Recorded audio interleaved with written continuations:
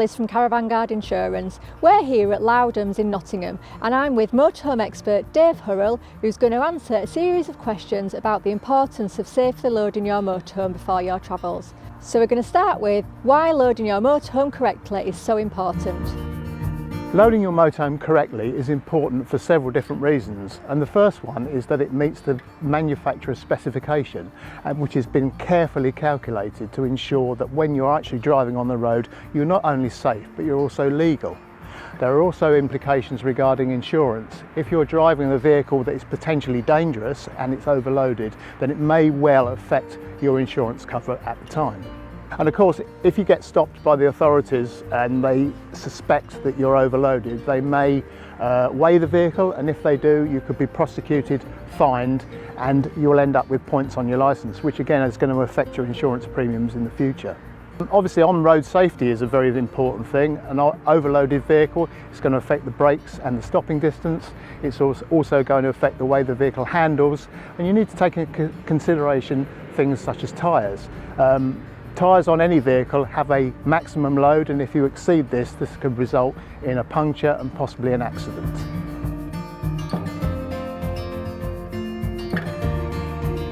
There are always restrictions on what you can take in your motorhome, and that relates to the payload figure that's provided by the manufacturer of the vehicle. Payload is calculated in several different ways, but essentially, and one of the most common ways of calculating it is the weight of the vehicle in running order. Now what this is that's your motorhome sitting there with its wheels on, with its engine in, ready to go, and quite often this is calculated including the weight of the driver at 75 kilograms, 90% of the fresh water, fuel and gas. Everything else that you load into the vehicle beyond that will impact on the payload. So if you're talking awnings, satellite dishes, all of those things that are actually bolted to the vehicle will eat into your payload, as well as the people that get into the vehicle and also the kit that you load.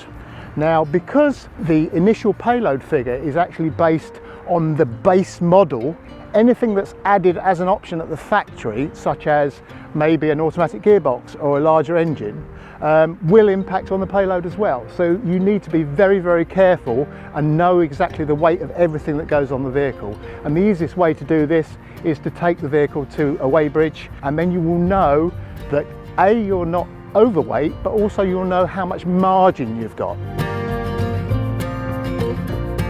So the procedure at a weighbridge is quite simple really. You drive the vehicle on so that the front axle is actually on the weighing device. That then gives the weight that's bearing on the front axle itself. The van is then driven onto the weighbridge completely and the whole vehicle is weighed. Then the vehicle is driven forwards until only the rear axle is actually on the weighbridge, and then that gives you the weight for the rear axle. Having done that, you will then receive a printout of exactly what all the weights are. We can see that overall the weight of the vehicle in running order, the mass in running order as it stands now, and bear in mind that it's actually empty, no kit, no driver on there at all, the water tank is empty as well, is 3,020 kilograms. So that means, as this is a maximum weight of 3,500, that we have 480 kilograms of available payload. So now we know our available payload, but importantly we also want to know the weight of all the kit that we're going to load into the vehicle. One of the best ways of doing this is actually to weigh each individual item before we load it. It's also a really great idea because it gives you a bit of a ready reckoner for the future. You will have a rough idea in mind of actually how much your kit weighs when you decide to load up for holiday. When you've done that, if you then really want to make sure, and this is probably a good idea anyway, once the vehicle is loaded, make a return trip to the weighbridge and have it re-weighed to make sure that you know you're safe and legal and the vehicle is well within the payload that's allocated.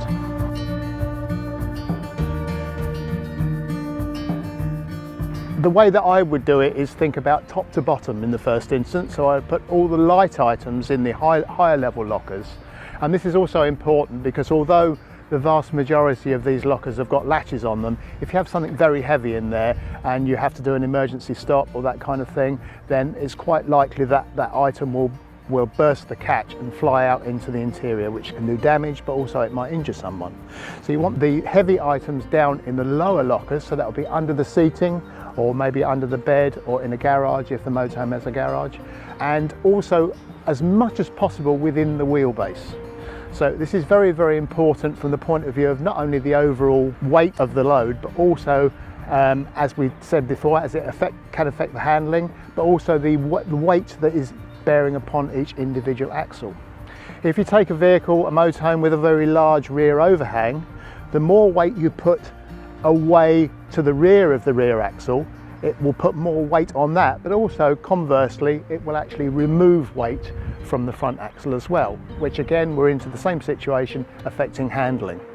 The way that I would describe it is if you overload a motorhome on the rear axle with a long overhang, it's a case of the tail wagging the dog. So when you go to change lanes, you find that you get this kind of snaking effect. And obviously that's a serious thing from the point of view of handling the motorhome and safety when you're on the road, especially if it's slippery conditions as well. Securing items correctly is important too. So if you have things in lockers, you don't want them rolling about, especially if they're heavy. There are various things on the market that allow you to secure luggage and also things such as bikes and that type of thing as well in lockers. If you're thinking about putting a bike rack on the rear of the vehicle and possibly even a scooter rack as well, you need to know that you're not going to arrive at your destination and discover that the bike or the scooter has dropped off the back. You also need to know that the rack has actually been mounted correctly so it can bear the weight that you want it to carry. And do bear in mind that anything that is actually on the rear of the vehicle is going to increase the amount of weight on the rear axle, so you need to know that the rear axle loading is within the parameters, the specification of the manufacturer. It is important within any motorhome that's got a garage. The vast majority of them will actually give you a maximum loading in a garage. It may be 150 kilograms, it might be as much as 250 kilograms. However, that does not give you carte blanche to put 1/4 of a ton of equipment in the back, because you may well be overloading the rear axle, because you need to take in consideration all of the other things that are loaded in the vehicle as well.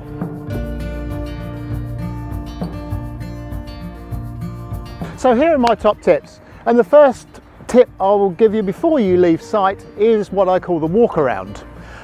Walk round your vehicle to make sure that your hookup lead is disconnected, that any other bits and pieces on the outside of the van are correct and ready for the road.